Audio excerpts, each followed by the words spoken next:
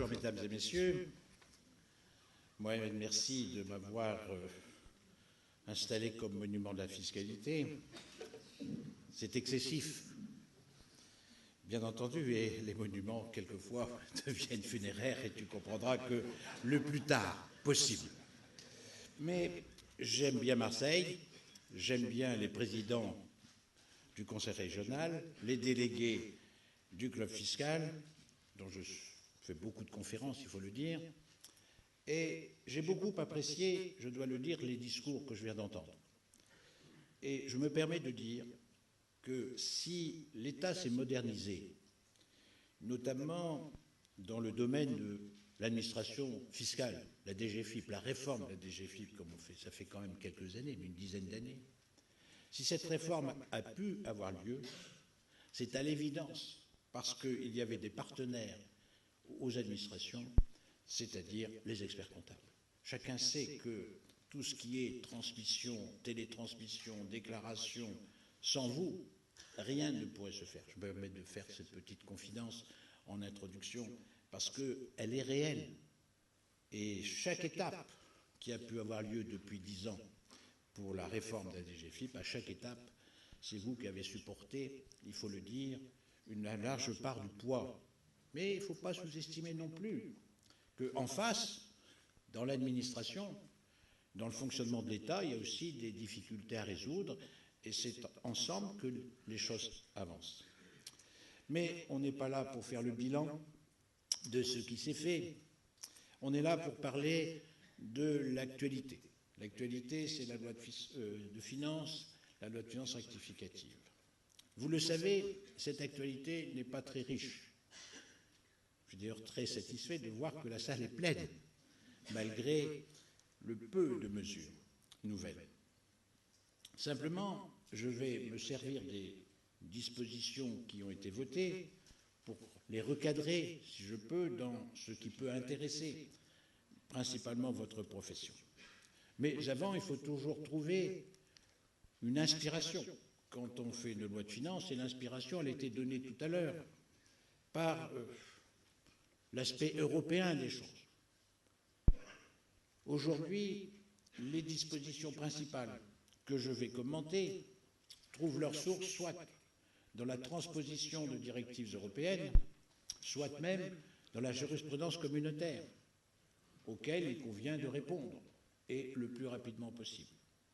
Ainsi, nous verrons que le régime des sociétés mères et filiales a été adapté, que l'intégration fiscale est en train d'être bousculée, que le régime des retenues à la source a été modifié, et que même les aides d'État ont été reprécisées lorsqu'il s'agit d'aider les entreprises. Et même en impôt sur le revenu, la situation des non-résidents est clarifiée pour certains de ces aspects. Donc cet aspect européen est essentiel. Il y a une deuxième réforme importante qui touche bon nombre de contribuables, c'est la baisse progressive de l'impôt sur le revenu. Et quelques mesures sont retenues dans cette loi de finances qui vont toucher à peu près 8 millions de foyers fiscaux. C'est pas rien, cela dit. Ça se commente assez rapidement. Il s'agit en matière d'impôt sur le revenu, d'une part, d'une toute petite réévaluation des tranches de l'impôt sur le revenu de 0,1%, ce qui a pour conséquence de modifier tous les seuils que vous constatez lorsque ceux-ci sont adossés aux tranches de l'impôt sur le revenu, mais en même temps, avec 0,1%, il s'agit de quelques euros qu'évidemment je ne vais pas commenter. La deuxième branche de la réforme, c'est la décote. Et de ce point de vue, c'est utile d'en dire quelques mots, parce que déjà l'année dernière, on avait modifié le régime de la décote, vous le savez, c'est la façon d'entrer progressivement dans l'impôt sur le revenu. Et on avait pour la première fois créé 2 décotes, une pour les personnes seules et une pour les personnes imposées en couple. Et cette réforme avait déjà contribué à faire baisser considérablement l'impôt sur le revenu Dans la loi de finances, on modifie une fois de plus la décote pour la rendre plus progressive, plus performante, et de façon à ce que plus de foyers fiscaux puissent en bénéficier. Elle est toujours distincte entre les personnes seules et les personnes vivant en couple, ou plutôt faisant l'objet d'une imposition commune, et il s'agit tout simplement de constater à partir d'une somme pour une personne seule, je ne vais pas faire le détail pour les deux, de 1165 € qui l'assiette, moins les 3/4 de l'impôt qui correspond à l'application du barème, ce qui nous donne un montant de décote. Pour ceux qui souhaiteraient faire des calculs, des comparaisons, ils pourraient s'apercevoir que ça a un effet assez massif pour les petits revenus. C'est la réforme principale. Je voudrais quand même rappeler qu'il y a toujours un plafonnement des effets du quotient familial et qu'il y a toujours une déduction pour pension alimentaire des enfants majeurs. Je me permets de souligner que ce qu'on a constaté depuis 2 ans, c'est-à-dire le fait qu'on a plus intérêt, dans beaucoup de cas de figure, à verser des pensions alimentaires à condition qu'on puisse en justifier du versement, plutôt qu'à rattacher un enfant majeur à son foyer fiscal, s'explique par le fait que le plafonnement de la demi-part supplémentaire est de 1 510 €, alors que la déduction de la pension alimentaire peut monter à 5 792 €. Et que si on multipliait les 5 792 par 45%, qui serait le taux marginal de l'impôt sur le revenu d'un foyer fiscal, on s'aperçoit qu'il peut y avoir à peu près 1 000 € d'écart en impôt. Et donc il s'agit là d'une réflexion. Évidemment, aujourd'hui, on ne réfléchit plus beaucoup puisqu'on met dans l'ordinateur les deux situations et puis on prend la meilleure.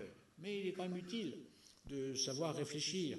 Et dans cette situation, dans le passé, on avait une déduction de la pension alimentaire qui, multipliée par le taux marginal de l'impôt sur le revenu, permettait d'atteindre le seuil du plafonnement de la demi-part. Et on a fait ce décrochage il y a 2 ans.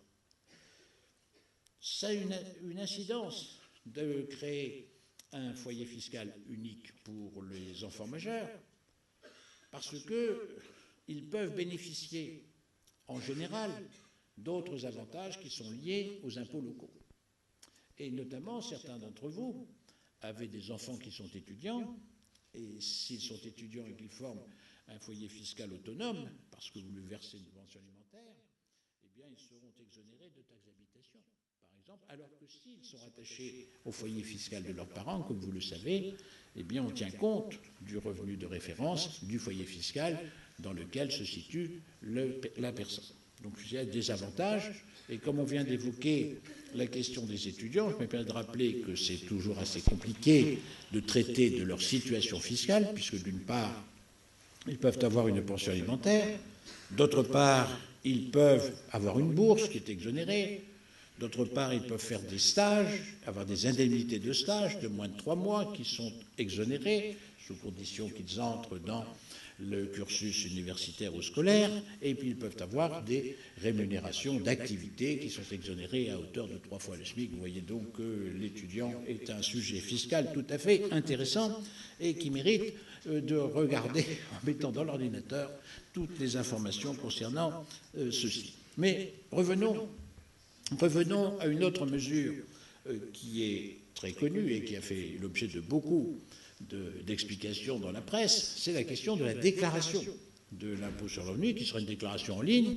obligatoire à compter de 2019, et avec progressivement les contribuables qui ont un revenu de référence supérieur à 40 000 € devront le faire dès 2016 pour l'année 2015, puis 28 000 € pour l'année suivante, puis 15 000 € pour l'année 2018. À compter de 2019, tous les contribuables devront faire une déclaration en ligne.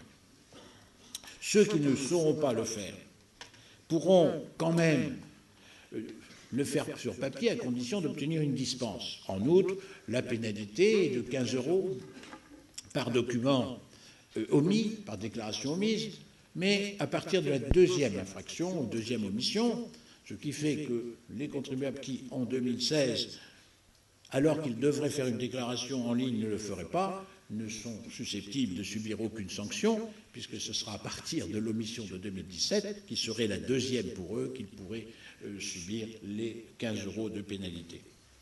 Mais ce qui est utile de retenir, c'est que cette disposition a été prise dans la perspective d'instaurer la retenue à la source.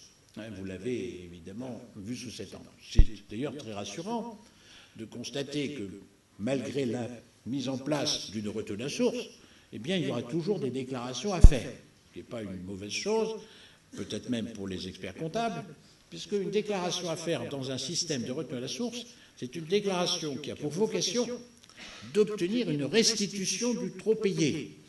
Dans tous les pays où on a instauré ce dispositif, on a toujours instauré cela pour que la déclaration permette la récupération de réduction d'impôts, de frais qui étaient déductibles, qui n'ont pas été pris en compte. Donc, c'est une déclaration incitative à la faire. C'est d'ailleurs naturel, parce que si on avait une retenue à la source qui permettait de ne plus faire de déclaration, vous voyez que l'administration fiscale perdrait une source d'information tout à fait considérable et qu'elle n'est pas prête, je le crois, à se priver de cette source d'information. Donc, cette retenue à la source, quels sont les enjeux et les difficultés, si on veut les évoquer rapidement? D'abord, il y a un enjeu, je veux dire, budgétaire. La retenue à la source qui serait mise en place ne peut pas avoir pour effet que l'État perçoive moins de ressources que s'il n'avait pas mis en place. Première observation. La deuxième, c'est qu'on ne peut pas non plus prélever trop à la source sur les contribuables pour le restituer plus tard, parce que sur une incidence sur l'économie relativement importante, puisque c'est du pouvoir d'achat qui disparaîtrait. Donc il faut trouver un système très compliqué qui permette d'obtenir le même montant sur les mêmes personnes. Je vous laisse évidemment réfléchir à cette question. Mais après, il y a des questions techniques qui seront posées. La première question technique, c'est celle qui concerne le décalage d'1 an. La retenue à la source, c'est payer l'impôt sur le revenu de l'année. Sauf que pour l'heure, on paye l'impôt sur le revenu de l'année qui précède. Et que passer d'un système à un autre implique un choix ou des choix. Alors vous pourriez en avoir quelques idées. La première serait de dire, eh bien, on va payer la même année 2 fois l'impôt sur le revenu. C'est une idée qui ne recueille pas, je l'entends, votre approbation naturelle. Je pense que ça recueille l'approbation de personne, parce que ce serait une catastrophe pour l'économie aussi, si on payait 2 fois l'impôt. Ce serait une augmentation excessive, d'ailleurs insupportable. Donc il n'en est pas question. La deuxième solution qui pourrait venir à votre esprit, c'est de dire on peut supprimer une année d'imposition. Là, c'est mieux. Sauf que déjà, le ministre des Finances l'a exclu. Il a dit « je ne la proposerai même pas ». Je pense qu'il a raison, pour être franc. Parce que je ne suis pas sûr qu'une telle proposition, si elle vous fait plaisir, serait constitutionnelle. J'en sais rien, mais malgré tout, supprimer une année d'imposition, ce n'est pas supprimer une année de revenus. Donc c'est faire un cadeau très important à ceux qui avaient des revenus importants, donc un impôt important, et non pas faire à ceux qui n'en avaient pas. Du point de vue de notre Constitution, je ne suis pas sûr que cette mesure passerait. Alors, si je ne sais pas régler la question du décalage d'un an, j'ai un petit problème. Je ne sais pas comment ce problème sera réglé. On pourrait peut-être, quelque idée, le repartir, cette suppression, à la dernière année de vie du contribuable en faisant un système qui ressemblerait à payer l'impôt sur le revenu comme on paye l'impôt sur les sociétés, ce qui permettrait d'avoir toujours des faux décalages et des fausses retenues à la source. Et puis ensuite, il y a d'autres sujets qui sont évoqués. Le sujet, c'est le quotient familial. Le gouvernement a dit qu'il conviendra de respecter les grands principes de la fiscalité, notamment le quotient familial. Or, notre législation, comme vous le savez, est de ce point de vue extrêmement compliquée, puisque le fait d'avoir une imposition par couple, c'est bien, à condition qu'il y ait une stabilité dans le couple. Alors déjà, vous avez une retenue à la source en tant que célibataire, donc un taux de prélèvement qui est plus élevé, et vous vous mariez au cours de l'année, donc vous allez avoir un changement de situation personnelle. Si vous mariez avec une personne qui a des revenus plus importants, votre taux d'imposition de prélèvement devrait s'élever, et si vous mariez avec une personne qui n'a pas de revenus, votre taux de prélèvement devrait diminuer. Comment faire ce passage, sachant qu'on ne saura qu'en fin d'année quel sera mon quotient, puisque je pourrai choisir entre la déclaration séparée, l'année du mariage, ou la déclaration commune. Et puis vous aurez les changements de situation personnels, quand votre conjoint partira, et qu'il conviendra d'avoir des déclarations séparées. Il faudra aller voir l'employeur pour lui expliquer que votre femme vous a quitté. Peut-être le sait-il déjà. Alors vous comprenez que, et si elle revenait, il faudrait le redire pour modifier le taux de prélèvement. Vous voyez ces questions? Et puis les enfants qui vont naître, qui vont devenir majeurs, qui vont être attachés ou pas rattachés, les pensions alimentaires. Que de problèmes déjà compliqués sur l'affaire du quotient.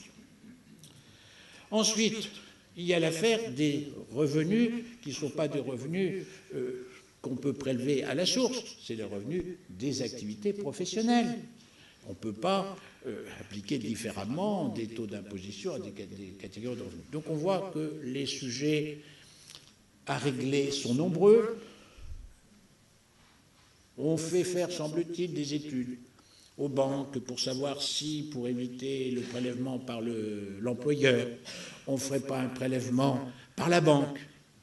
Si tel était le cas, on ne serait quand même plus tout à fait dans la retenue à la source, puisqu'on serait dans un sens d'obligation de prélèvement de l'impôt mensuel par la banque, comme on est dans un prélèvement mensuel aujourd'hui.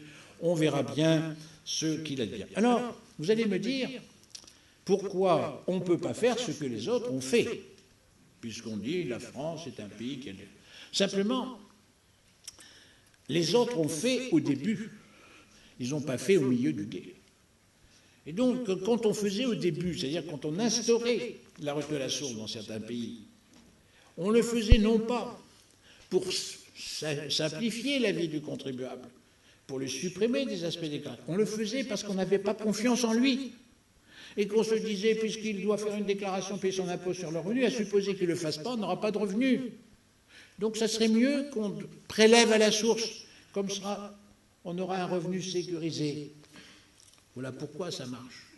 Mais chez nous, quand on regarde le problème, les contribuables déclarent spontanément leurs revenus à presque la totalité. Je ne dis pas qu'ils déclarent la totalité de leurs revenus. Je dis qu'ils déclarent tous à 98% ou plus les revenus. Deuxièmement, on a instauré, pour la connaissance des revenus, on a instauré la déclaration pré-remplie. Est-ce qu'on aurait plus d'informations avec la retenue à la source que la déclaration pré-remplie? Évidemment non, puisque ce sont les mêmes montants et les mêmes sources. Et enfin, les contribuables, spontanément, payent leur impôt quand il est mis en recouvrement. Spontanément, c'est-à-dire toujours à 98%. Je ne parle pas des impôts locaux. Parce que la question la plus délicate pour l'administration, c'est de recouvrer les impôts locaux. Mais les impôts sur le revenu sont recouvrés de manière simple et habituelle à 98% sans problème.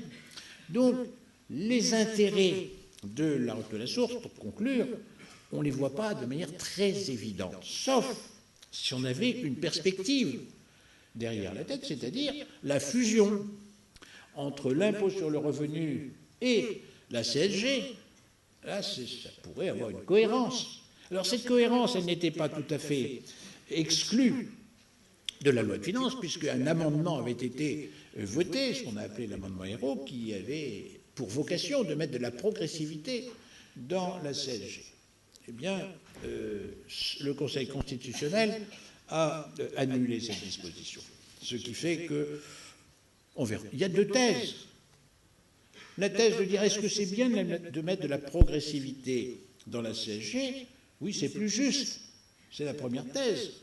Mais une seconde qui résulte de l'expérience, qui consiste à dire que si on met un impôt commun CSG, impôt sur le revenu, l'assiette de la CSG va rapidement s'effriter, comme s'est effritée l'assiette de l'impôt sur le revenu, puisqu'on a un foyer sur 2 qui est exonéré d'impôt sur le revenu.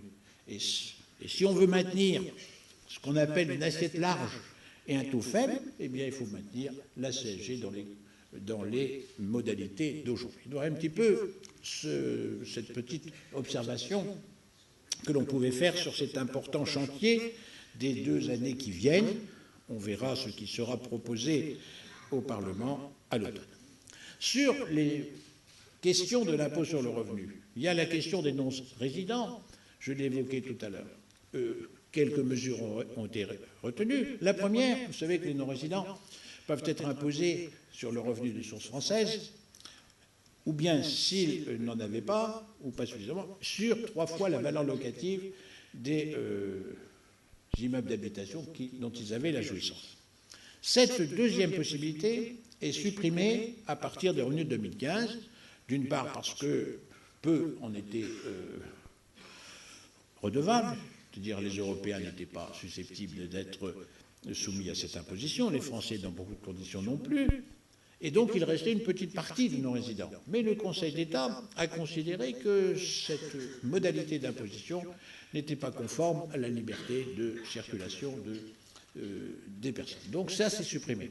La deuxième mesure, quand on est non-résident, on est imposé à 20% comme taux d'imposition, et puis on peut obtenir par voie de réclamation, si le taux effectif de l'impôt sur le revenu était moindre, on peut obtenir la restitution de l'impôt qui excède l'application du taux effectif aux revenus mondiaux appliqués aux revenus nationaux.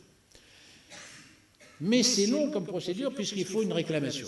Eh bien, désormais, les non-résidents pourront, en indiquant sur la déclaration évidemment les revenus mondiaux, pourront, en certifiant sur l'honneur que leur déclaration est conforme à la réalité, pouvoir directement bénéficier d'une mise de la liquidation de l'impôt sur le taux effectif sans passer par la voie de la réclamation. Et puis enfin, il y a les jetons de présence qui sont des revenus mobiliers qui supportaient 30% de prélèvement sans restitution vont pouvoir bénéficier d'une restitution si par hasard le taux effectif d'imposition de ces jetons de présence était inférieur à ces 30%. Voilà les 3 mesures que l'on a retenues.